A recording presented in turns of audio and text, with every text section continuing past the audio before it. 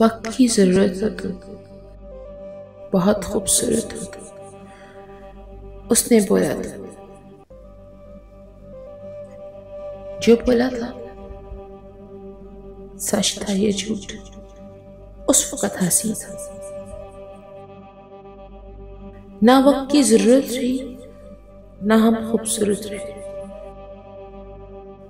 ये भी होना था, यूं भी हो गया।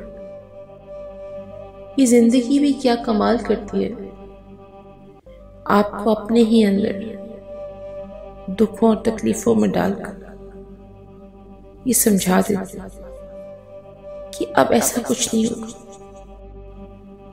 कभी लफ्ज हंसी हो जाते, कभी वही लफ्ज तल्ख हो जाते। लफ्ज है ना, कभी किसी की कही हुई बात आपको आसमां पे ले जाती है, कभी जमीन पे गिरा देती है। ये लफ्ज ही है।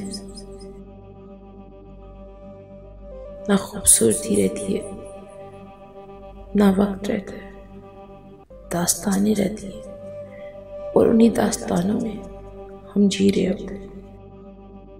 अब वो दास्तानें क्या तल्ख हो जाती हैं या हसीन हो जाती हैं, ये तो वक्त का तकाजा है। लेकिन अगर उन दास्तानों की अच्छाइयों को याद रखें और बुराइयों को भूल जाएं, तो वो दास्तानें हकीकतन आपको अच्छी लगेंगी, हकीकतन आप उसमें समा जाएंगे और फिर आपको कुछ भी बुरा नहीं लगेगा।